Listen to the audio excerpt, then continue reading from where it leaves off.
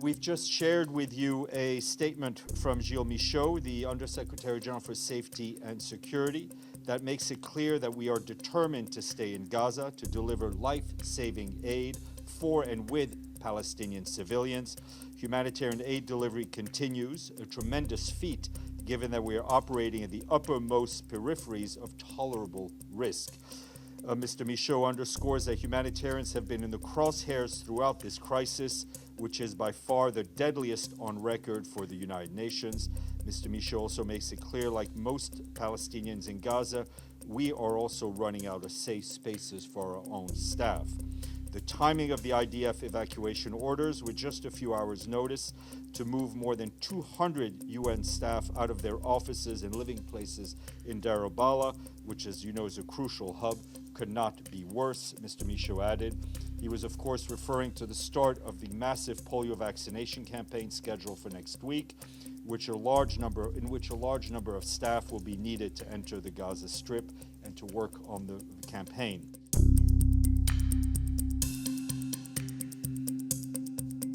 Did conditions in Gaza yesterday cause a halt to UN aid deliveries? The conditions in Gaza yesterday made it extremely difficult for us to do our work. Benno. And has that improved today? Is there a new command center set up somewhere? It's not, we are doing what we can with what we have on board, so to speak. I don't want to use the term improvement. I think we've been saying from the beginning, this is aid delivery by seizing every opportunity, seizing every crack that we can fill. So every situation is assessed day by day, hour by hour, and we draw consequences from that. We draw conclusions from that.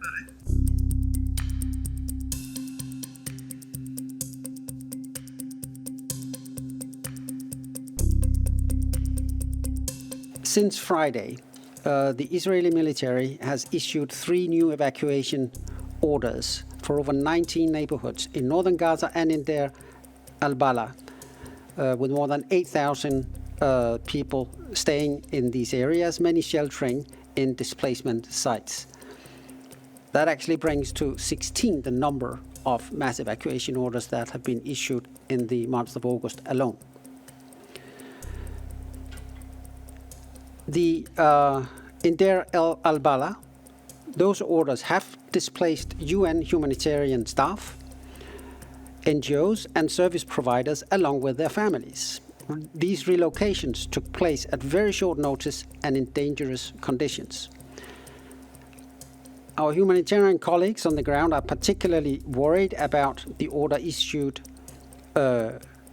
Sunday for a part of Deir al-Balah. It affected 15 premises hosting UN and NGO aid workers, 4 UN warehouses, Al-Aqsa Hospital, 2 clinics, 3 wells, 1 water reservoir, and 1 desalination plant. All of these are either in or near the designated area.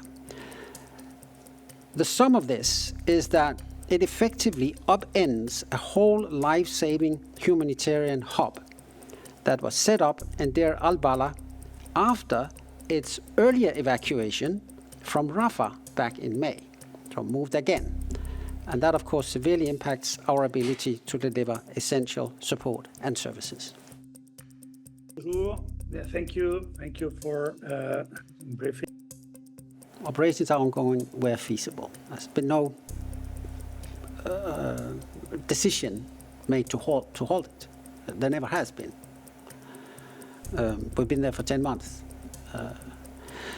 So, going on where feasible.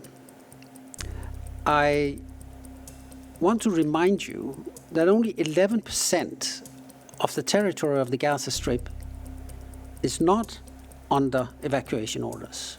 11% is not under evacuation orders. So we're trying to work with that number and keep the operation going. As I mentioned, the humanitarian hub that has now been displaced that's the second time it's been displaced. It was originally established, as you will recall, in Rafah, because that was where the trucks were coming in and where the operations was run from. Then when that became impossible, it moved, established itself there, and now they are on the move again.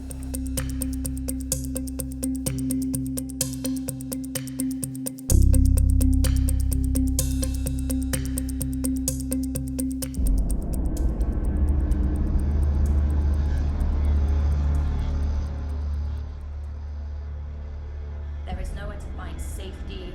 It's very limited access to humanitarian resources because the humanitarian operations are also being displaced within these evacuation orders, and the humanitarian response here is being completely strangled and limited to our ability of what we can do.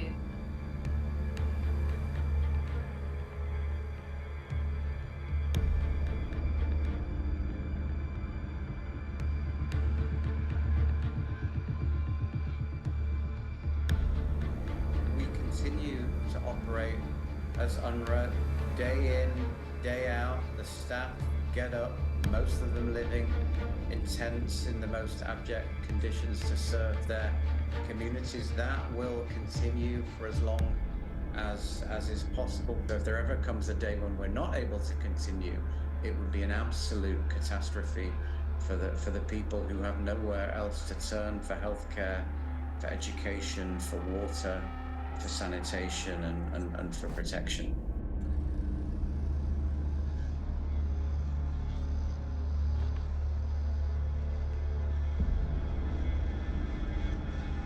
We've counted 16. These evacuation orders, I think as you've been told just this morning from various people, make our work nearly impossible. Part of protecting civilians is ensuring that civilians can eat, that people can wash themselves, they have access to medicine, they have access to the most basic needs that human beings need to survive.